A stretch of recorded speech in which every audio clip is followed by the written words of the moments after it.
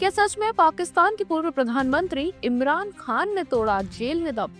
रूस यूक्रेन युद्ध को लेकर ज़ेलेंस्की ने किया बड़ा दावा। साथ ही जानेंगे दिल्ली धमाके से क्या है आईएसआई और नेपाल कनेक्शन। जानेंगे क्या है संचार साथी ऐप जो अब से हर नए फोन में मिलेगी पहले से इंस्टॉल्ड। साथ ही एक बार फिर एक और फ्लाइट को मिली बम से उड़ाने की धमकी। भारत ने खोला एयर स्पेस, पाकिस्तान का झूठ हुआ बेनकाब। ऐसे ही तमाम खबरों पर करेंगे विस्तार से।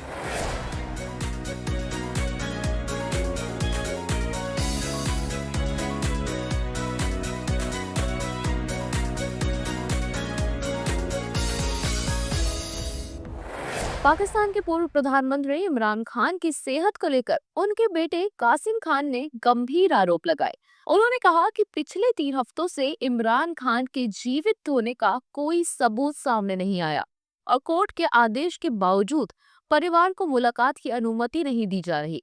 कासिम ने शहबाज शरीफ सरकार और आर्मी चीफ असीम मुनीर पर जानकारी छिपाने का आरोप लगाते हुए कहा कि उनके पिता को डेथ सेल में रखा गया है और निजी डॉक्टर को 1 साल से जांच की अनुमति नहीं मिली। एक जेल अधिकारी ने हालांकि इमरान के स्वस्थ होने का दावा किया। कासिम ने इसे मानवाधिकार आपातकाल बताते हुए कहा कि संवाद की कमी से शंका बढ़ रही है कि इमरान खान को जानबूझकर जनता की नजरों से दूर रखा जा रहा है।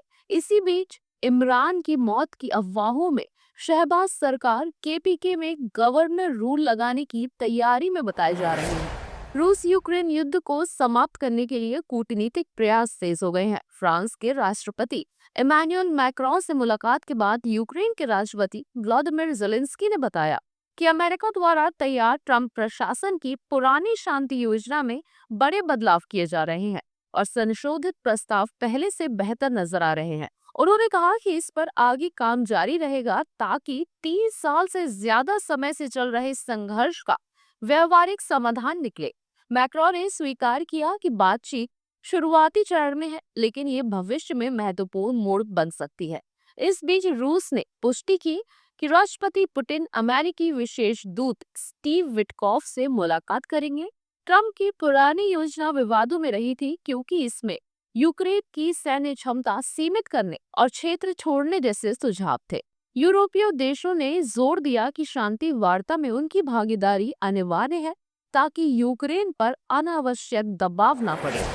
दिल्ली धमाके की जांच में बड़ा खुलासा हुआ कि पाकिस्तानी खुफिया एजेंसी आईएसआई ने चैरिटी के नाम पर नेपाल में डॉक्टरों का एक गुप्त नेटवर्क खड़ा किया था। इसका उद्देश्य भारत का निगरानी रखना और गोरखपुर, लखनऊ व पिथौरागढ़ जैसे संवेदनशील सीमावर्ती क्षेत्रों की खुफिया जानकारी जुटाना था।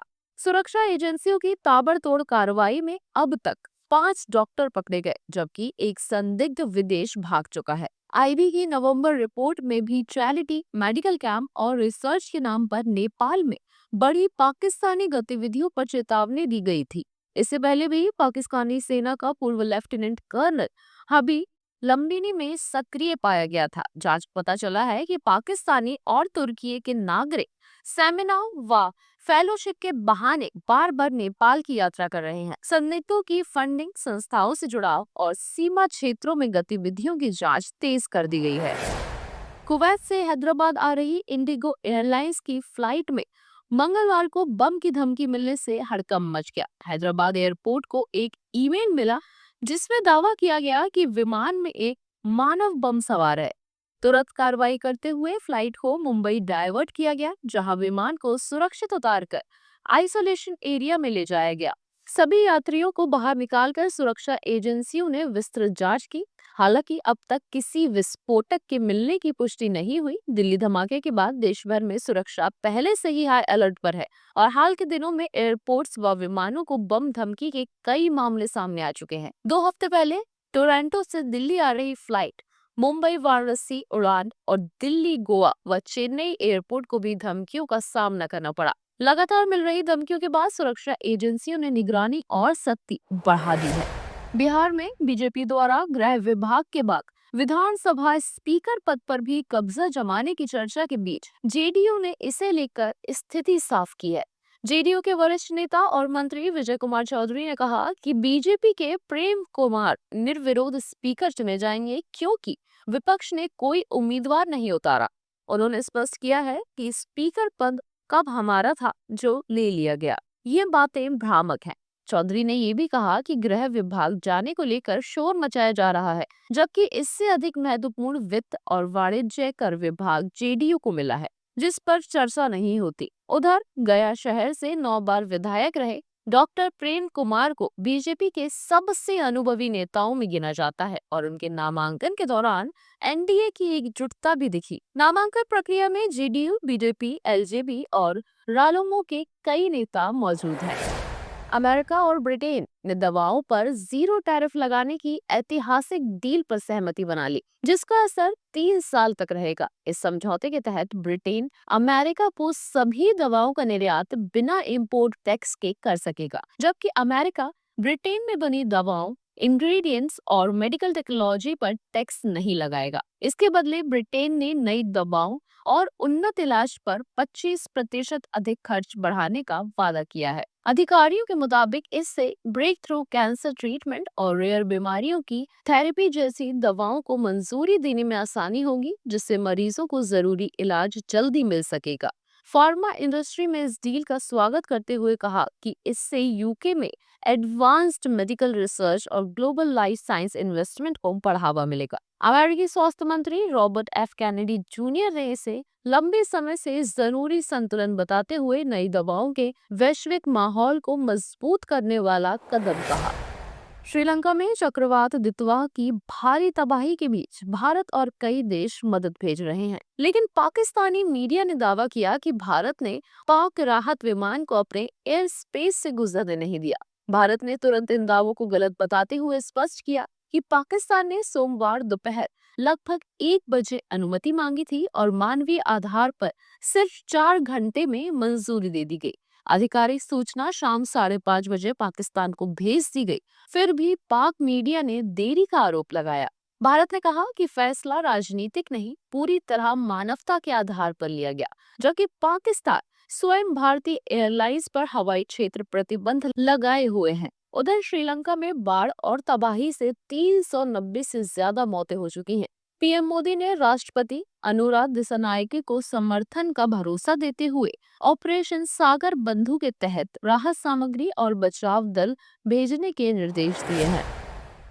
दूरसंचार विभाग ने बड़ा फैसला लेते हुए देश में बनने या आयात होकर आने वाले सभी नए स्मार्टफोन्स में 90 दिनों के भीतर संचार साथी ऐप प्री इंस्टॉल करना अनिवार्य कर दिया है। ये ऐप IMEI फ्रॉड, फर्जी कॉल, धोखाधड़ी और चोरी हुए फोन की शिकायत दर्ज करने के लिए बनाया गया है। आदेश के मुताबिक ऐप फोन सेटअप के दौरान आसानी से दिखना चाहिए और इसे हटाया या डिसेबल नहीं किया जा सकेगा। पुराने फोन पर भी इसका असर पड़ेगा, क्योंकि कंपनियों को सॉफ्टवेयर अपडेट के जरिए ये ऐप उपलब्ध कराना होगा और 120 दिनों में रिपोर्ट जमा करनी होगी। सरकार ने कहा है कि ऐप को छुपाना या बंद करने पर कंपनियों पर दूरसंचार अधिनियम 2023 और साइबर सुरक्षा नियमों के तहत सख्त कार्रवाई की जाएगी। कुछ दिन पहले सरकार ने व्हाट्सएप, सिग्नल और टेलीग्राम जैसे ऐप्स के वेब वर्जन पर भी सख्त नियम लागू किए थे। भारतीय महिला हॉकी टीम के मुख्य कोच